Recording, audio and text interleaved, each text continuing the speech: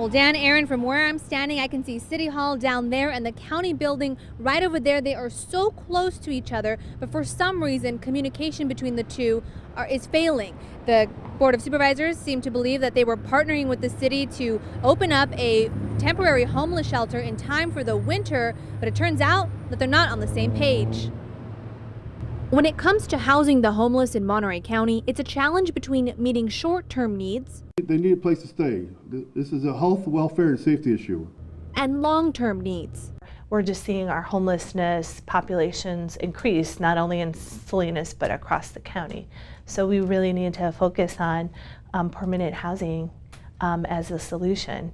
This location has been chosen as an ideal place for a permanent year-round homeless shelter because of its proximity to the hospital and other services, but it won't be ready by winter. It gets really cold in the Monterey Bay area, and certainly we're talking about people's lives being at risk.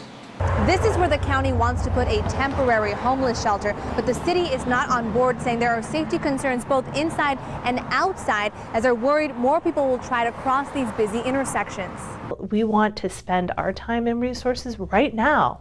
There is no reason why we have to wait if we both agree that that's the location to really get going and to build that permanent shelter. And we think it could be done within 2 years. So, very good. So we have the motion on the floor. When it came time to make a decision, the board was torn. I'm concerned and disappointed with the city because I thought we were working together on it. And with no one from the city to answer questions, the shelter will have to wait. And the city of Salinas has hired a consultant to help them take a critical look at how they've dealt with this problem in the past and to provide them with best practices moving forward. And I'm told that they've spent $3 million on homeless services and are now focused on permanent housing. Dan, Aaron. All right, thank you very much, Bianca. Another reason for hesitation on the part of the county to move forward is the price tag. It would cost over $1 million to pay for a full year. If the board does decide to move forward with the temporary shelter next week, they propose funding it with revenue from cannabis taxes. Also on the agenda today, defending the Deferred Action Program, or DACA. Monterey County Board of Supervisors unanimously approved a resolution to make the county a so-called Dreamer County. Resolution declares the county's support for local undocumented young people known as Dreamers and urges Congress to act swiftly to enact legislation that will continue the program. In a similar move, Santa Cruz County Supervisors unanimously approved making their county a Dreamer County as well. And today, Governor Brown and top lawmakers pledged $30 million to help DACA recipients here in California. Money will be used for legal services and college financial aid for the young immigrants.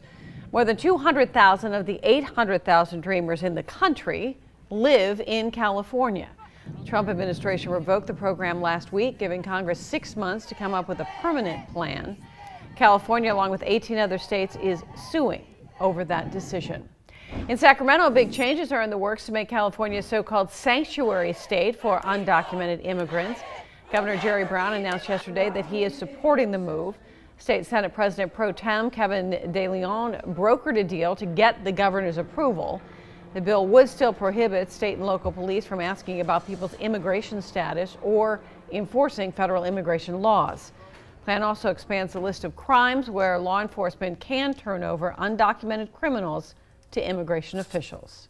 This protects community members, it protects working families, immigrants, mothers being separated from their children, children separated from their mothers. By forcing ICE into the communities to go door to door, you're putting all the Dreamers at risk, because when they go knock on those doors, they're going to pick up everybody who's undocumented.